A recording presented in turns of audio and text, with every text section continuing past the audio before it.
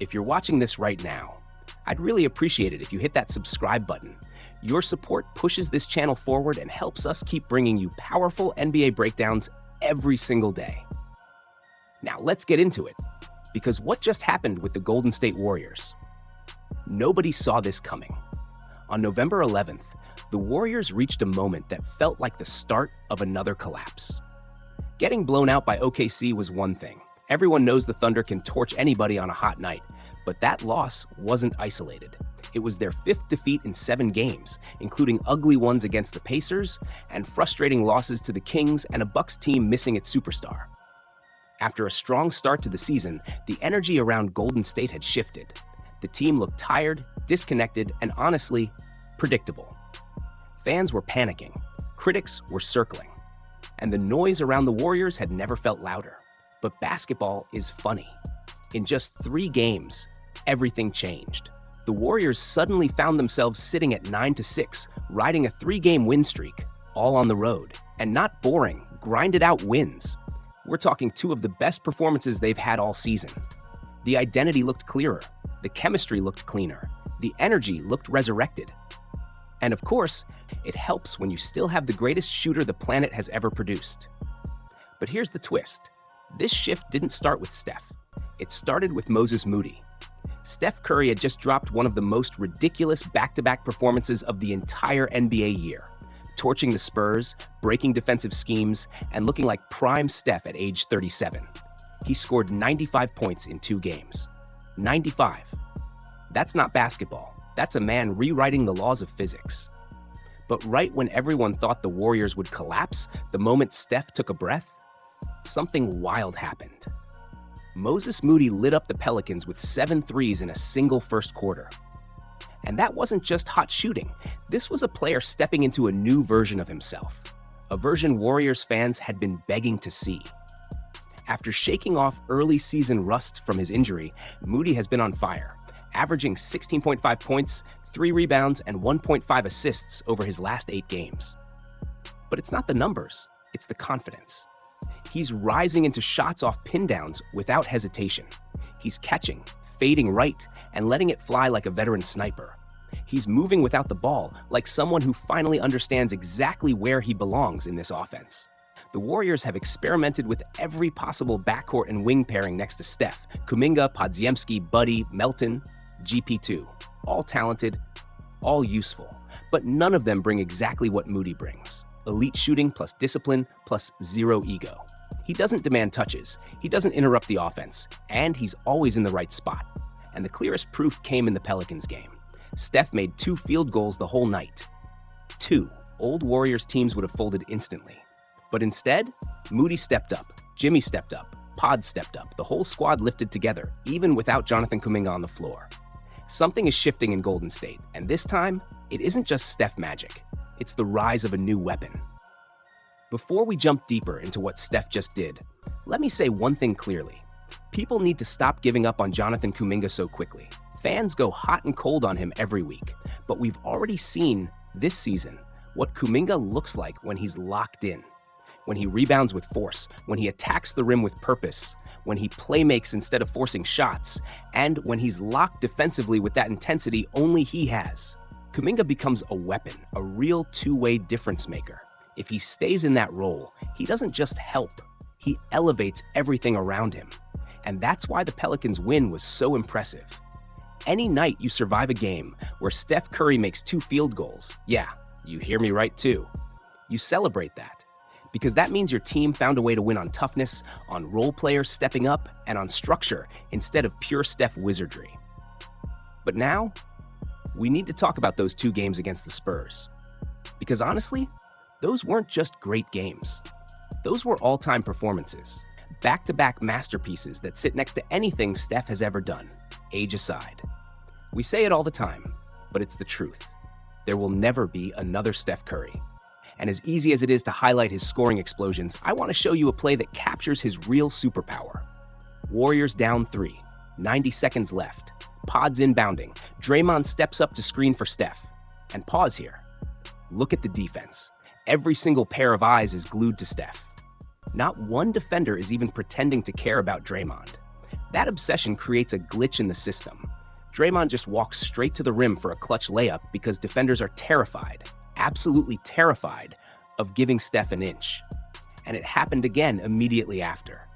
This time, Jimmy sets the screen, gets walled off, but the defense still refuses to help off Steph. So Steph swings it to Draymond, and boom, Jimmy rolls free to the rim for another easy bucket.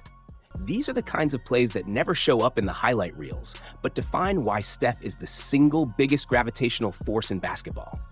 Even in that Pelicans game, where he barely scored, the entire offense bent around him. Teammates ate because Steph existed on the court. And this is where the comparison to players like LeBron and Kevin Durant gets fascinating. Those guys are built like gods, 7 feet tall, superhuman wingspans, muscles out of a comic book. Steph is closer to regular human size. Sure, he's an elite athlete in terms of endurance and balance, but he's not built like a gladiator. And yet he's doing things no guard in NBA history has ever done this deep into a career. Speaking of longevity, let's talk about Draymond Green. Yes, he's had scoring struggles recently, but what he did defensively against Victor Wembanyama should be talked about everywhere. Because it's easy to look at Wemby's numbers against the Warriors and get lost in the highlights. 28 points, 7 assists, alien-like plays. But Draymond's impact, if you watched closely, it was masterclass level. It's easy to watch the highlight clips and think Wemby cooked Draymond, but anyone actually paying attention knows what really happened. Even at 35, Draymond is still doing defensive things that almost no one else on the planet can replicate. The guy's basketball mind and timing are unreal, and these plays prove it. Take this possession. Wemby gets the ball just inside the arc, tries to take Draymond off the dribble, and for a second, it looks like he has space. But pause it right there. Look at Draymond's positioning, the angle of his body, the timing of his hand. Wemby is supposed to rise up and shoot over anyone. With Draymond, he hesitates, he adjusts, and he ends up forcing a pass that immediately becomes a turnover. That's not luck. That's elite defensive IQ mixed with perfect footwork and insane anticipation. Then check this next play. Wemby screens for De'Aaron Fox, and normally this turns into an automatic lob or an easy dunk, but Draymond disrupts the action before it even starts. He stunts at Fox, recovers instantly, invades Wemby's space without fouling, and forces another uncomfortable pass. Boom, another turnover. It's not flashy, but this is Draymond's superpower, controlling the geometry of the floor. He disrupts rhythm, pressures angles, and forces 7'4" generational prospects into decisions they don't want to make. And honestly, it's not just Draymond. This roster is full of guys the NBA world loves to call old, but these so-called senior citizens are still hooping at a ridiculous level. Even someone like Jimmy Butler fits that category these days. But the real surprise? Al Horford. Al is 39 years old, shooting 30% from the field and 30% from three to start the season, and people instantly assume he's washed. But that's not the reality. If Horford were truly finished, you'd see the decline on defense first, and that simply hasn't happened. Standing in the corner and hitting catch-and-shoot threes is something he could do until he's 49. What matters is how he moves defensively, and right now that part of his game is aging like steel.